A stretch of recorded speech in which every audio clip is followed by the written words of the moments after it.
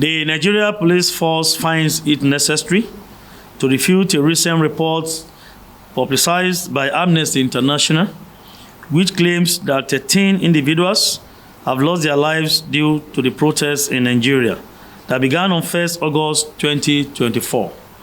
Amnesty International further alleges that security personnel deliberately employed tactics designed to kill while managing gatherings and use firearms as a tactical tool for protest management. The Nigeria Police Force wishes to provide an accurate account of incidents from the first 2 days of the nationwide protest. In Borno State, 4 individuals lost their lives and 34 were severely injured in a terrorist attack by suspected Boko Haram and ISWAP elements who infiltrated the crowd of protesters and detonated an improvised explosive device IED.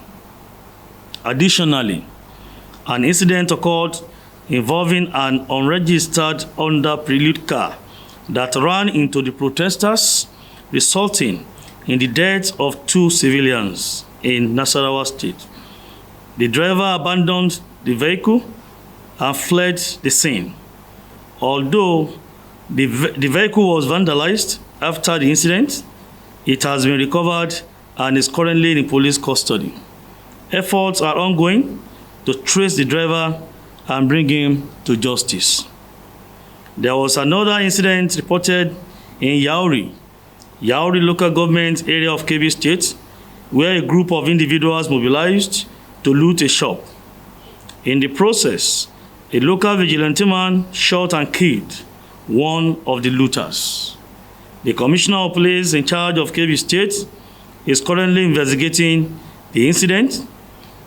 This brings the total number of deaths recorded during the protest to 7. It is important to state that there were no other recorded fatalities during the protest apart from those mentioned above.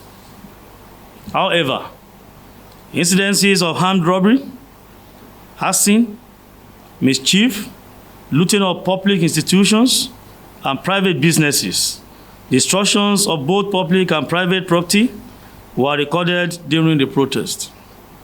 Arrests were made with respect to these criminal incidences and a number of recoveries made from the suspects while the protest was going on. The Nigeria police personnel deployed to manage the protests have acted professionally, refraining from using lethal weapons. In instances where protesters became riotous, the police employed tear gas to disperse them. Even when our officers on lawful duty were attacked and injured, the police effected arrests using only tear gas, demonstrating utmost restraint. In an effort to combat the trend of crimes and criminality, the police have arrested a total of 681 individuals who committed various criminal offenses such as armed robbery, arson, mischief, and destructions of both public and private property. Dangerous weapons, including 2 AK-47 rifles and assorted live ammunition, were recovered from the so-called protesters. Additionally, stolen items such as furniture, electronics, phones, other various shop items, and vital infrastructures worth billions of naira were recovered from the arrested persons.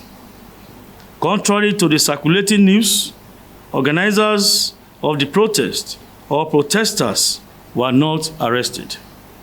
Those in police custody are under investigation for clear connections to criminal activities. Furthermore, 9 police officers sustained various degrees of injuries during attacks by protesters. One of them, who initially was reported dead, miraculously survived, but remains in critical condition. The ongoing protest has obviously turned violent. We therefore advise law-abiding citizens taking part in the protests across the country to immediately withdraw from it. This advice becomes necessary in view of the violence that has characterized the protest in the last 2 days. It is reasonably expected that peaceful protesters will have withdrawn from the protest that has turned violent. The Nigeria Police Force is committed to providing accurate information and ensuring the safety and security of all citizens during these challenging times.